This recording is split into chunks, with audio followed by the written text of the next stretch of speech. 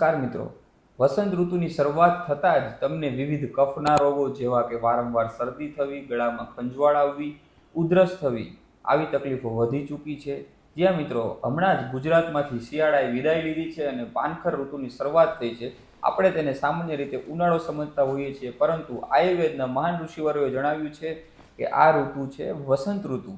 તો વસંત ઋતુ દરમિયાન શું ધ્યાન રાખવું જોઈએ જેથી ઘરે બેઠા જ આવી તકલીફોમાંથી રાહત થાય અને આપણા શરીરમાં ફાયદો જણાય? તો સૌ પ્રથમ છે કે લઘુ સુપાચ્ય ખોરાકનું બને એટલા પ્રમાણમાં ઉપયોગ કરવો જોઈએ. બને તો દિવસમાં 2 જ વાર જમવું, એક ડાયટને સ્કીપ કરવો અથવા તો ઉપવાસ કરવો જોઈએ. અને બીજું અને અગત્યની વસ્તુ છે કે દરરોજ ઓછામાં ઓછું અડધી કલાક ચાલો અથવા તો હળવો ઘરે બેઠા વ્યાયામ કરવો.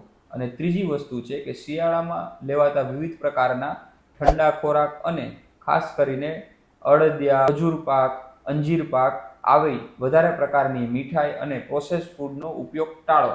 અને ચોથું અને જે સૌથી અગત્યનું અને ઘરે કરી શકાય તેવો પ્રયોગ છે કે હળદર મીઠાવાળા પાણીના કોગળા કરો. જો આ 4 ઉપાયો કરવામાં આવશે તો આ વસંત ઋતુમાં એટલે કે આ પાનખરમાં થતા વિવિધ પ્રકારના કફના રોગોથી તમને રક્ષણ મળશે. તો આ વિડીયો એવા લોકોને શેર કરો કે જેમને આવી તકલીફો વારંવાર થતી હોય અને જેમને આ તકલીફોથી રક્ષણ મેળવવું હોય. એટલે આયુર્વેદ જાણો, આયુર્વેદ માણો અમારી સાથે. અને આવી અવનવી માહિતી માટે આજે જ અમને ફોલો કરો. ધન્યવાદ.